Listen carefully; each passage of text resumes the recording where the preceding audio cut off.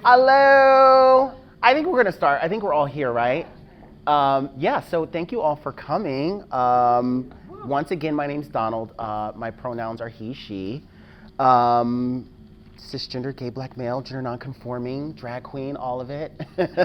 Yeah. I'm really excited and / scared to sort of like dive into this discussion and sort of unpack everything. It sort of was brought up when we were talking that this was something that we felt was needed because there was sort of a much needed conversation around the term excessive realness.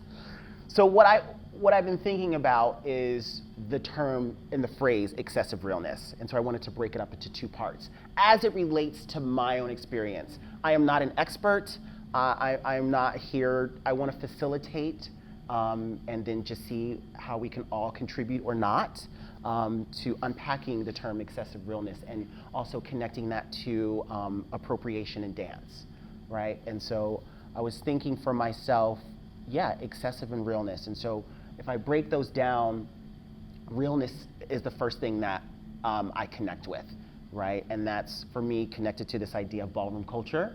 And then even thinking about ballroom culture, I have expressed at conferences and different panel discussions about how maybe the term realness is problematic, right? That realness is about a binary, right? How real can I present myself in the world? And I think it's connected to this idea of safety, right? And how I attach this term realness to myself now is like, how can I connect that to being my authentic self? That's what the term realness means for me, you know? But I was doing some research, and I have friends who are in the ballroom scene, and it's like butch, queen, femme. There's really strict parameters around these categories as it relates to being connected to a cis presenting person in the world. As it states in Paris is Burning, that, you know, if I could go through the world and have these luxuries of upper white class, then like I've achieved something in the world. And so yeah, I think for me the term realness can be problematic and can be dangerous. But if one person chooses to present themselves in the world as a specific gender binary presentation, then that's their authentic self, right? So that was sort of how I attached realness for myself. And then I looked at the word excessive, right? And yeah, I am very excessive. And I think I think excessive is also attached to like boldness, right? And being brave and courageous. And you know, I also connected to the word radical.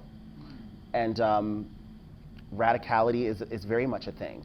I think being in club land and nightlife in New York City and sort of these off the beaten path experiences of LGBTQIA-ness,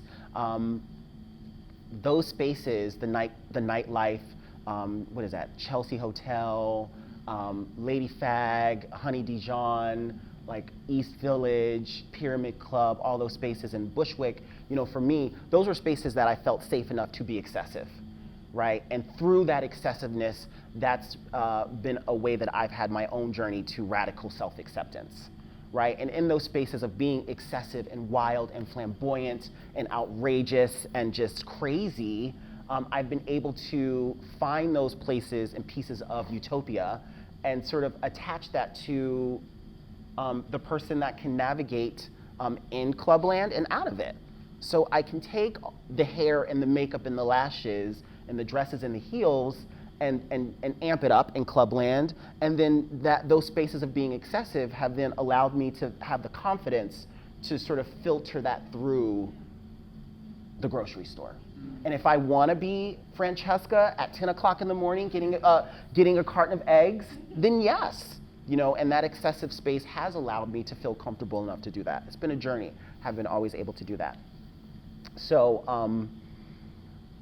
those two elements of excessive and realness, you know, that's sort of how I've been able to connect those words to me.